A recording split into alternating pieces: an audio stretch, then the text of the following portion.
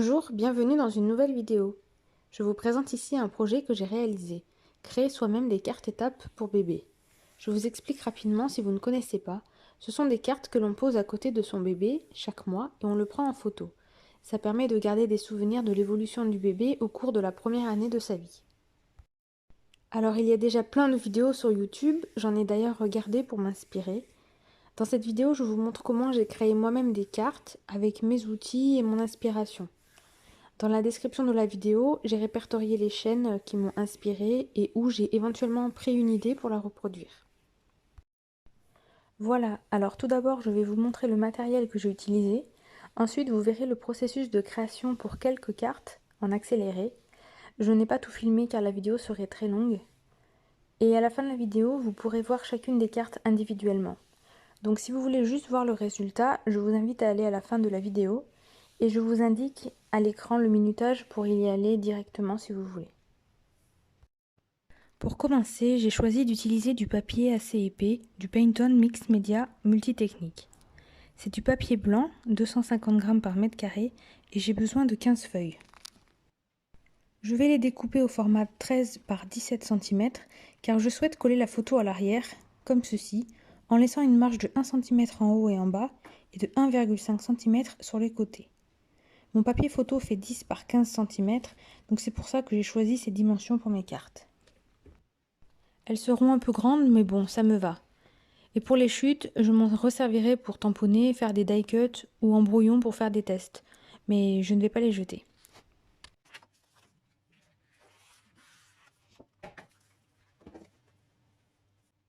Je mesure et trace des repères, même si sur mon massicot il y a les graduations. Ça m'aidera juste pour voir si je suis bien en face, mais ce n'est pas vraiment nécessaire de faire ça. Je découpe mes 15 feuilles au massicot.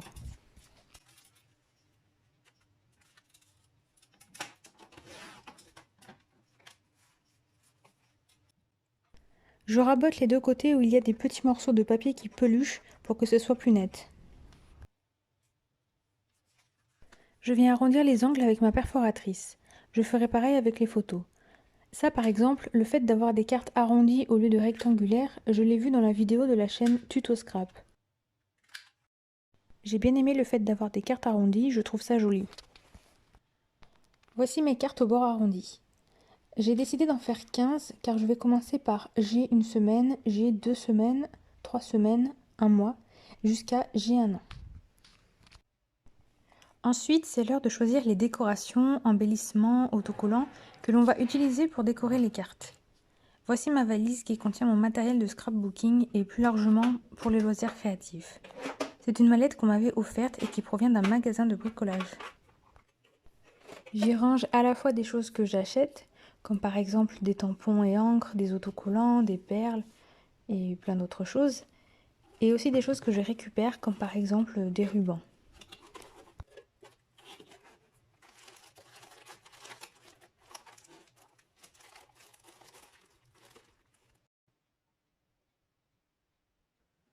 Là, j'ai sorti mes stylos paillettes, crayons, pastels et blocs de feuilles de couleur pour les fonds.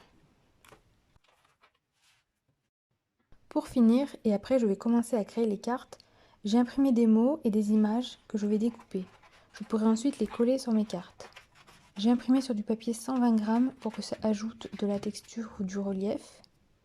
Et j'ai fait ça dans OpenOffice.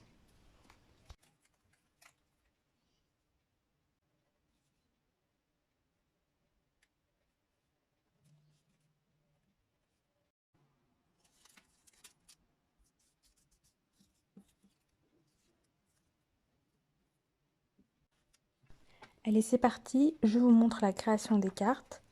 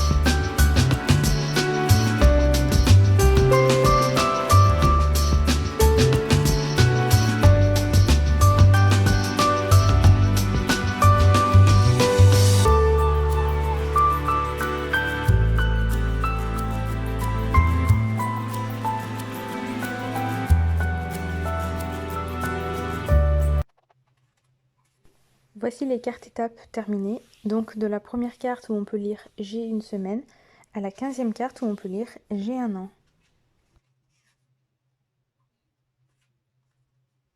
N'hésitez pas à me dire ce que vous en pensez et quelle est votre carte préférée.